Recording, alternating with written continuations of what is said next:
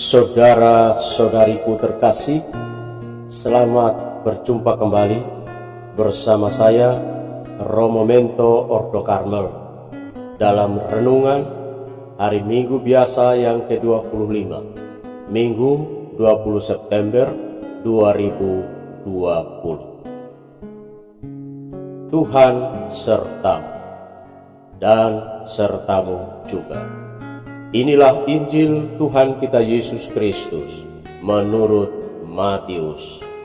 Dimuliakanlah Tuhan. Sekali peristiwa, Yesus mengemukakan perumpamaan berikut kepada murid-muridnya. Hal kerajaan sorga itu sama seperti seorang tuan rumah yang pagi-pagi benar keluar mencari pekerja untuk kebun anggurnya. Setelah sepakat dengan para pekerja mengenai upah sedinar sehari, ia menyuruh mereka ke kebun anggurnya. Kira-kira pukul 9 pagi, ia keluar pula, dan dilihatnya ada orang-orang lain menganggur di pasar. Katanya kepada mereka, "Pergi jugalah kamu ke kebun anggurku, dan aku akan memberimu apa yang pantas." Dan mereka pun pergi. Kira-kira pukul 12 dan pukul 3 sore, ia keluar pula dan berbuat seperti tadi. Kira-kira pukul 5 sore ia keluar lagi dan mendapati orang-orang lain pula. Lalu katanya kepada mereka, "Mengapa kamu menganggur saja di sini sepanjang hari?" Jawab mereka, "Tidak ada orang yang mengupah kami." Kata orang itu, "Pergi jugalah kamu ke kebun anggurku." Ketika hari sudah malam, berkatalah tuan itu kepada mandornya, "Panggillah sekalian pekerja itu dan bayarlah upahnya, mulai dari yang masuk terakhir sampai kepada yang masuk terdahulu." Maka datanglah mereka, mulai yang bekerja kira-kira pukul 5 sore, dan mereka masing-masing menerima 1 dinar. Kemudian datanglah mereka yang masuk terdahulu. Mereka mengira akan mendapat lebih besar, tetapi mereka pun menerima masing-masing 1 dinar juga. Ketika menerimanya, mereka bersungut-sungut kepada tuan itu.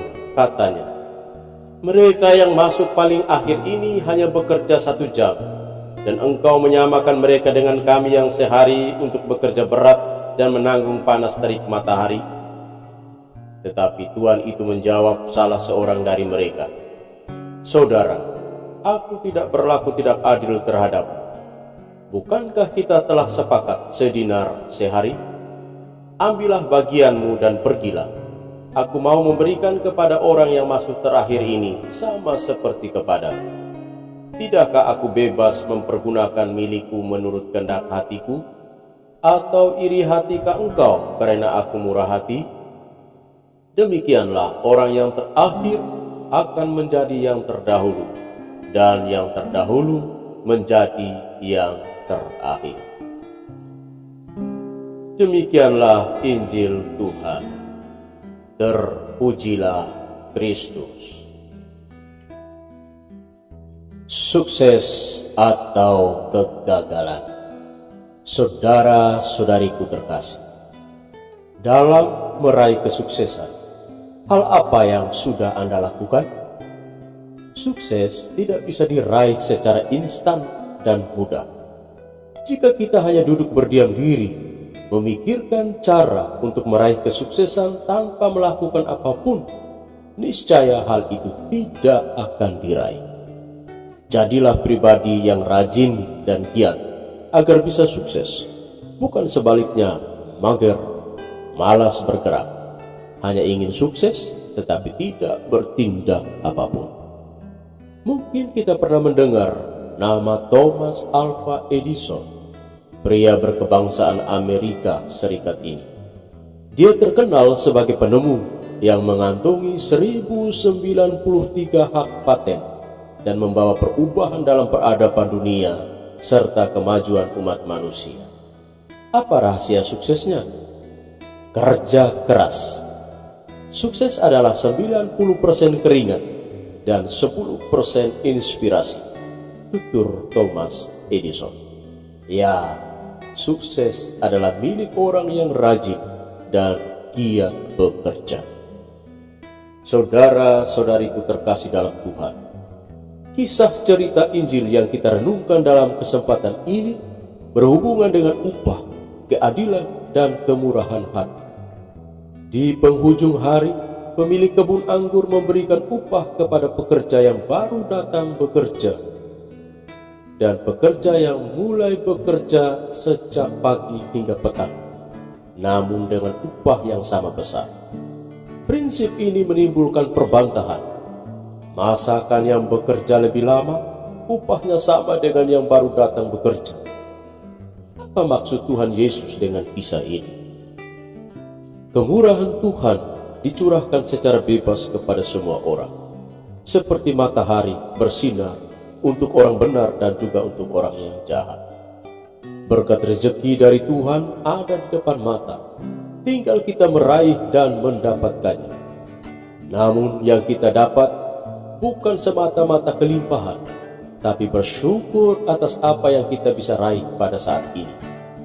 Bisa saja yang bekerja dari pagi sampai petang, tapi dengan kemalasan tanpa hasil. Dan bisa saja yang baru datang bekerja, tapi dengan kerajinan dan keuletan bisa menghasilkan yang lebih baik. Prinsipnya, setiap kesuksesan dan kegagalan dalam hidup tergantung dari tanggapan kita atas berkat Tuhan di depan setiap mata.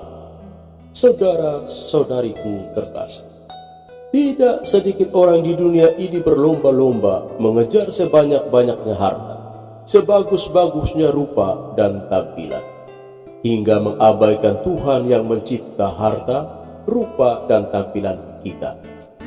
Sejatinya, harta bermartabat bila endingnya, akhirnya orang sadar bersyukur dalam ibadah yang rutin, amal kasih yang nyata, dan berbagi dalam ketulusan.